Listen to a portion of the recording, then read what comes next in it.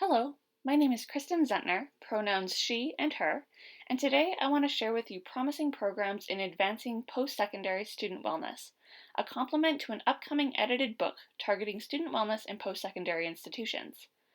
This project is being completed with psychologist Dr. Barbara Van Ingen and education professor Dr. Brent Bradford of Concordia University of Edmonton. First, a look at student wellness.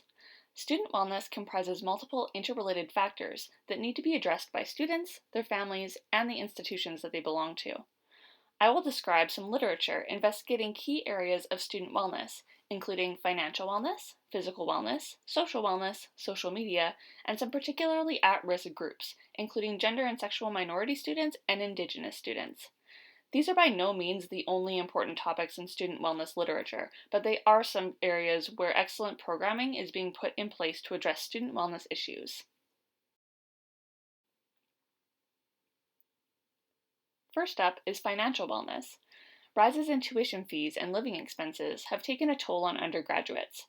Research has shown that students lack financial literacy, the knowledge to understand financial products, and that young people are socialized primarily by school, work experience, and parents.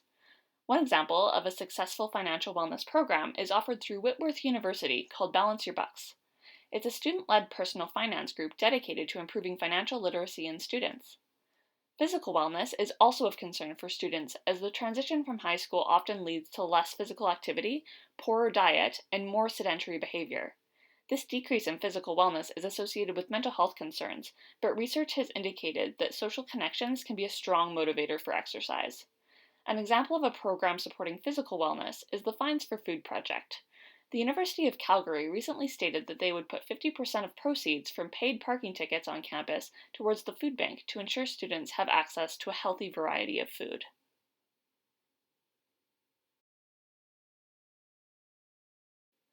Social wellness is of particular importance to post-secondary students because they are gaining independence, and relationships with peers gain more importance and influence in their lives. Social support has been shown to improve academic, social, and emotional adjustment in first-year students, and is cross-culturally related to wellness and resilience. An example of a program that promotes social well-being is the University of Alberta's Unity program, where a student host facilitates one-to-one and group conversations that can vary from casual social topics to intense discussions about the student experience. Social media has become increasingly embedded in young people's lives.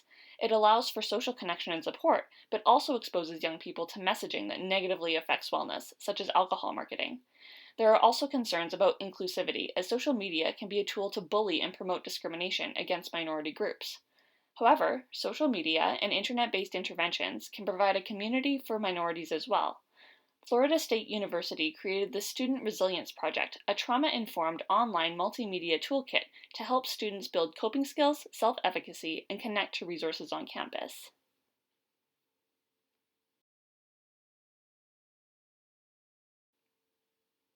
Indigenous students must fight especially hard for their wellness. Indigenous students face systemic discrimination, which negatively impacts health and mental health, are higher risk for serious health conditions like cancer, and typically have lower overall health ratings compared to other ethnic groups.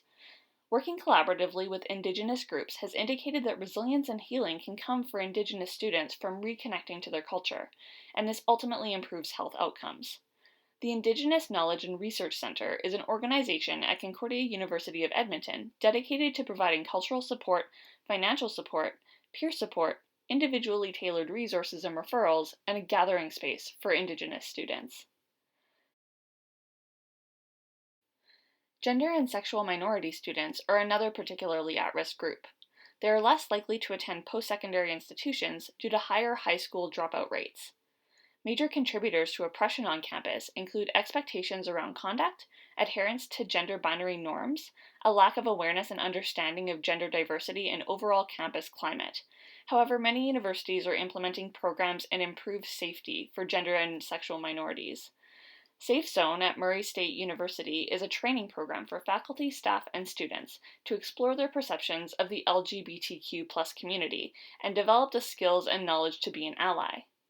This forthcoming book will highlight wellness among post-secondary students and some excellent programs and initiatives to enhance their student wellness.